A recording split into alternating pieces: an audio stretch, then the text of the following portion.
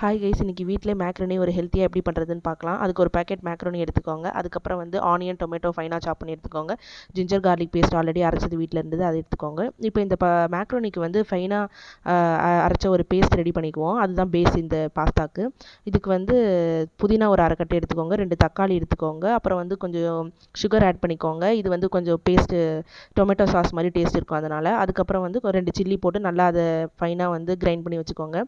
இந்த பக்கம் வந்து ஒரு பாத்திரத்தில் வந்து நல்லா வந்து தண்ணி வச்சு சூடு பண்ணிவிட்டு அதில் வந்து பாஸ்தா ஒன்றுக்கு ஒன்று ஒட்டாமல் இருக்கிறதுக்காக ஆயிலும் உப்பும் ஆட் பண்ணிவிட்டு இந்த பாஸ்தாவை போட்டு நல்லா வேக வச்சு ட்ரைன் பண்ணி வச்சுக்கோங்க. இந்த பக்கம் இந்த பாஸ்தா ரெடி பண்ணுறதுக்கு வந்து ஒரு கடாய் வச்சுட்டு அதில் வந்து எண்ணெய் ஊற்றிட்டு இந்த ஸ்பைசஸ்லாம் ஆட் பண்ணிவிட்டு பட்டை லவங்கம்லாம் ஆட் பண்ணிவிட்டு ஆனியன் போட்டு நல்லா வந்து சாட்டே பண்ணிக்கோங்க. இந்த ஆனியன் வந்து நல்லா அந்த எண்ணெயில் இது பண்ணுற மாதிரி.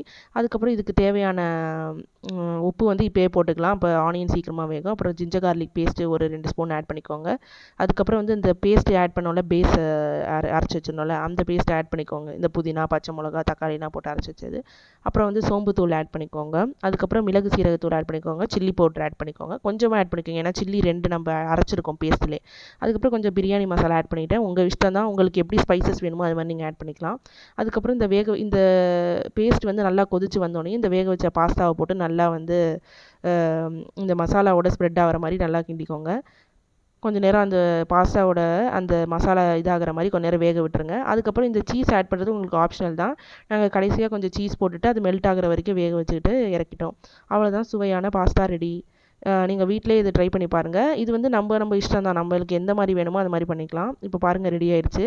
வாங்க பிளேட்டில் சர்வ் பண்ணி சாப்பிட்லாம். பிளேட்டில் சர்வ் பண்ணிக்கலாம். எவ்வளோ பார்க்கவே டெம்ப்டிங்காக இருக்குல்ல. நீங்களும் ட்ரை பண்ணி பார்த்துட்டு உங்களுக்கு எப்படி இருந்ததுன்னு கமெண்ட்ஸில் ஷேர் பண்ணுங்கள்.